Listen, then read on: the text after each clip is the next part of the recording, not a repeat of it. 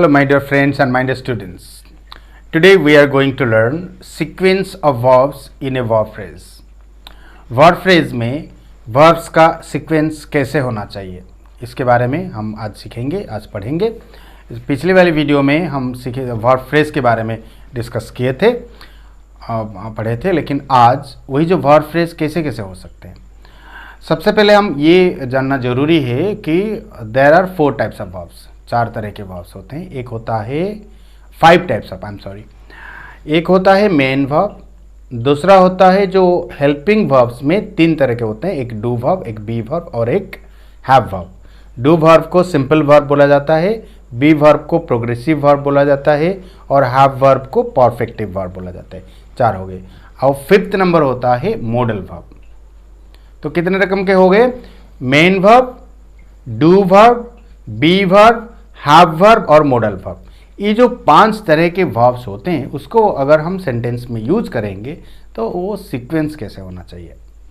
सबसे पहले वाला आता है ओनली ए मेन वर्ब, मतलब एक सेंटेंस में खाली सिंगल एक मेन वर्ब यूज किया जाता है। For example, I teach English. Second one, she comes here. Third one, they did the work. यहाँ पर खाली टीच, कम्स और डिड तीनों मेन वर्ब ही यूज किए गए हैं। सेकेंड तरह का जो स्ट्रक्चर होता है या सीक्वेंस होता है, एक डू वर्ब लगता है और एक मेन वर्ब लगता है, एक डू वर्ब और एक मेन वर्ब। जैसे कि I do not teach English, यहाँ पर जो डू वर्ब जो है ना वो ऑक्सिलरी के रूप में यूज किया गया है। I do not teach English.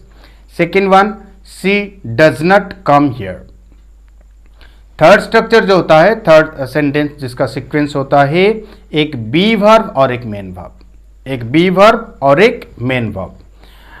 Example के जरिए जानेंगे, आई एम टीचिंग इंग्लिश। जैसे कि हम यहाँ पर एम एक है बी वर्ब और टीचिंग एक है main verb. She is coming here, they are doing the work. यहाँ पर क्या हुआ, एम, इज और आर बी वर्ब के रूप में यूज किए गए हैं और टीचिंग, कमिंग, डूइंग ये मेन वर्ब यूज किया गया है। वैसे हम वाज, वेयर, बी ऐसे भी लगा सकते हैं। Be was, were, am, is, are, was, were be हम लगा सकते हैं। नेक्स्ट आता है 4th वाला, एक हैव वर्ब और एक मेन वर्ब, और हैव वर्ब और मेन वर्ब। एग्जाम्पल के जरिए समझेंगे, I have taught that, she has come here, they have done the work. यहाँ पर हैव, हैज या फिर हैड भी आप लगा सकते हैं। ये है हैव वर्ब और उसके साथ टॉट, कम, डन जो V3 फॉर्म मेन वर्ब का वो यूज किया गया है। नेक्स्ट जो 5th वाला आता है, एक हैव वर्ब और एक बी वर्ब और एक मेन वर्ब, और हैव वर्ब और बी वर्ब और main verb end of main verb. मैं ये एक चीज़ यहाँ पर बताना चाहूँगा, अगर आप एक सेंटेंस में एक बी वर्ब और एक हैव वर्ब आप लगाओगे तो पहले लगेगा हैव वर्ब परफेक्टिव ऑक्सिलरी, फिर लगेगा प्रोग्रेसिव ऑक्सिलरी बी वर्ब, फिर जाके मेन वर्ब। एग्जाम्पल के जरिए समझेंगे, I have been teaching English, they have been doing the work. यहाँ पर have perfective auxiliary have verb है, बीन जो है बी वर्ब है और टीचिंग, डूइंग ये मेन वर्ब है। आप लोगों को ये लग रहा होगा बीन कैसे हो गया, हैव एक परफेक्टिव ऑक्सिलरी है, उसके बाद चाहे आप कोई भी वर्ब लगाओ वो भी परफेक्टिव फॉर्म में ही रहेगा, मतलब बी वर्ब बीन हो गया परफेक्टिव फॉर्म में। नेक्स्ट जो 6th आता है, एक मॉडल वर्ब और एक मेन वर्ब। मॉडल वर्ब, एक मेन वर्ब। मैं एक चीज़ यहाँ बताना चाहूँगा, कोई भी मॉडल वर्ब के बाद आप कोई भी वर्ब लगाओ, मेन वर्ब या कोई भी हेल्पिंग वर्ब लगाओ, वो बेस फॉर्म में ही रहता है, या मतलब रूट फॉर्म में रहता है, और बी मेन वर्ब का रूट फॉर्म होता है V1 फॉर्म। एग्जाम्पल के जरिए समझेंगे, I can teach English, they must do the work. यहाँ पर कैन, मस्ट दोनों मॉडल वर्ब है और उसके बाद मेन वर्ब का V1 फॉर्म या बेस फॉर्म लगाया गया है, टीच और डू। नेक्स्ट आता है modal verb plus be verb. एक चीज़, modal verb plus be verb plus main verb. एक चीज़ मैं यहाँ बताना चाहूँगा, अगर आप सेंटेंस में एक मॉडल वर्ब यूज कर रहे हो तो सबसे पहले मॉडल वर्ब यूज किया जाता है। उसके बाद कोई भी वर्ब यूज किया जाता है। नेक्स्ट उसका एग्जाम्पल के जरिए हम समझेंगे, she might be coming here, they must be doing the work. यहाँ पर माइट और मस्ट दो मॉडल वर्ब है और बी जो है ना वो मेन हेल्पिंग वर्ब है, प्रोग्रेसिव हेल्पिंग वर्ब जो कि बी वर्ब है। उसके बाद कमिंग और डूइंग दोनों मेन वर्ब है। मैं अभी थोड़ी देर पहले बताया कि माइट और मस्ट दोनों मॉडल वर्ब, उसके बाद बी लगाया गया क्योंकि बेस फॉर्म लगाया जाता है just after a modal verb. उसके बाद आप उसके हिसाब से, जैसे कि बी वर्ब के बाद हम आईएनजी वर्ब लगाएंगे मेन वर्ब का, लेकिन मॉडल वर्ब के ठीक बाद आप जो भी वर्ब लगाओगे वो बेस फॉर्म में रहना चाहिए। द नेक्स्ट फॉर्म जो होता है modal verb plus have verb, model verb plus have verb. Example के जरिए हम समझेंगे, she should have come here, I could have taught English.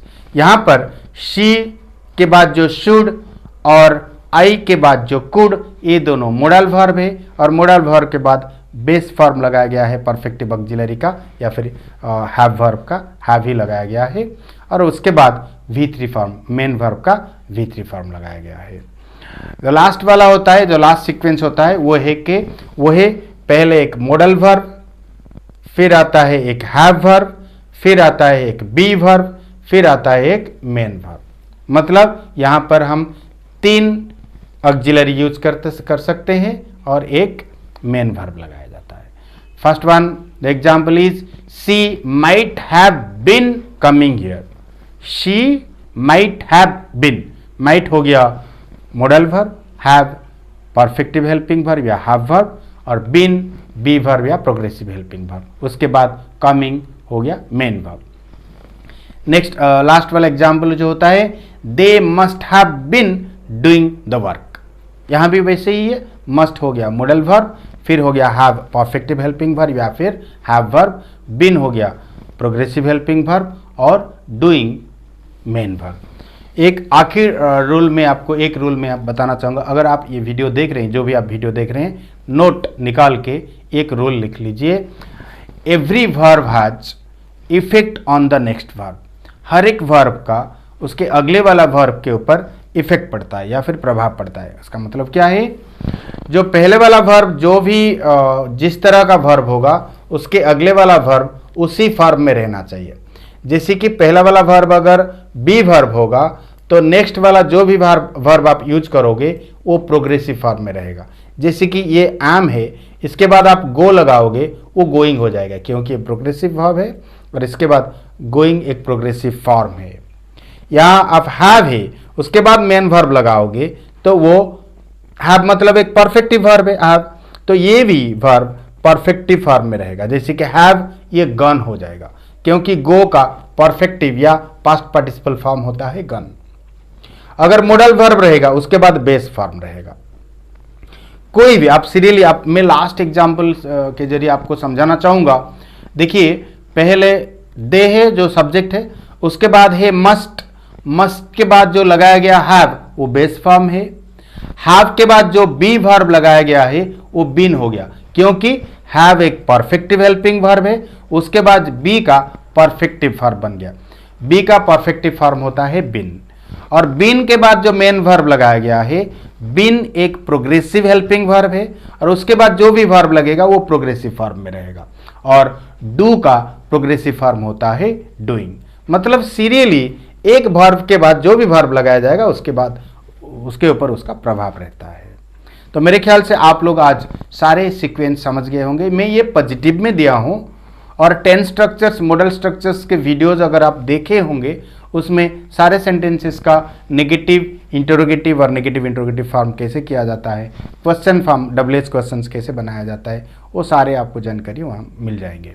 लेकिन सारा यहाँ कवर करना संभव नहीं है, मैं खाली पॉजिटिव में दिया हूँ स्ट्रक्चर्स या फिर उसका सीक्वेंस ऑफ वर्ब्स, तो उसको आप अलग फॉर्म में कन्वर्ट कर सकते हैं।